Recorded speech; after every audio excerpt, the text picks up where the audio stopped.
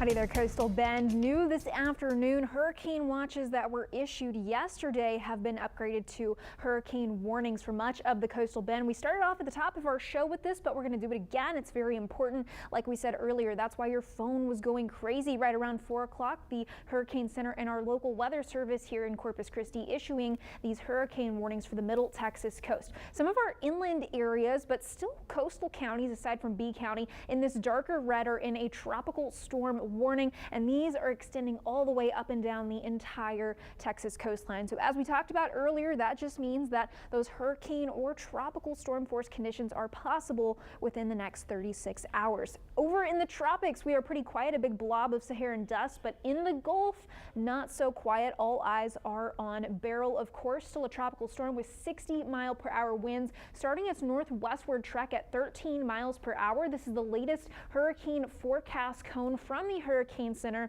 at 4 p.m. You can see it did update Beryl's location. You can also see a little bit of the dust in the Gulf of Mexico kind of being entrained or sucked in to Beryl's circulation. So hopefully that kind of decreases the ability of it to get going really quickly. So here's a look at the same storm on water vapor. The same idea here, these orange colors, that's all dry air. The dry air, the Saharan dust, all of that stuff, you can kind of see it getting sucked in, as well as this big cirrus shield moving out of the top of the storm.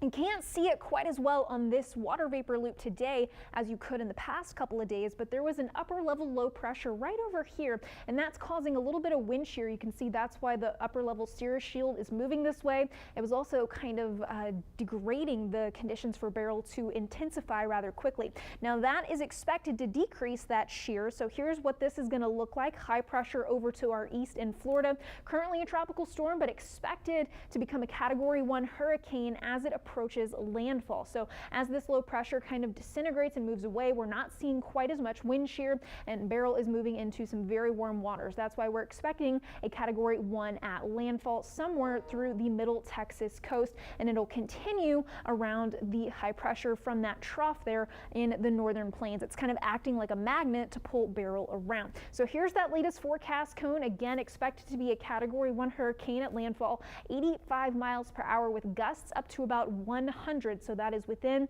all of these hurricane warnings right here. That cone focusing that center line that we've been talking about, the big trends over the past couple of days, focusing between San Antonio Bay and Matagorda Bay. Here's the rest of the forecast cone. It goes up into northeast Texas before curving around that big area of high pressure as the big trough in the northern plains kind of tugs it around that high pressure. So spaghetti models in terms of the forecast cone, again, another really big thing that we've been talking about is how we've seen this trend just kind of east, a little nudge every forecast. That included the 4 p.m. update. It saw a little jog over to the east, not quite as much as we've seen in previous days, but it was still there. So here's this center of the forecast cone. You can imagine it right through here, and a lot of these models, they're getting closer to the center of that cone, but they are still a little bit over to the right. So we could still, in theory, over the next day or so, see that forecast cone kind of wiggle back and forth, but I do think they are settling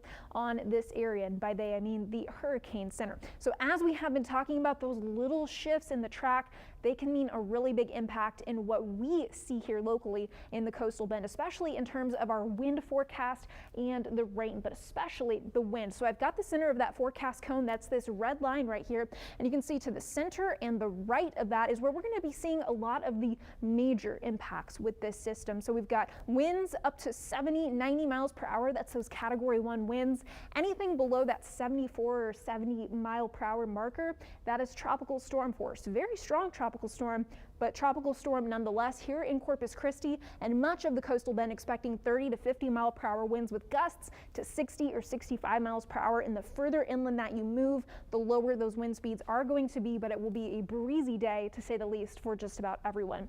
Also with this storm, it's not the biggest storm out there, but it's not teeny tiny either, but we will see the impacts, especially rain focused right of the landfall. So you can see up towards the Houston area, they've got a lot more of the darker green area as opposed to over here, but we are still in line for a couple inches of rain here in Corpus Christi. So rainfall chances are going to start to go up tomorrow afternoon. We could see some of those outer bands making their way into the Coastal Bend as Beryl moves up the coastline, but the highest rain chances coming on Monday.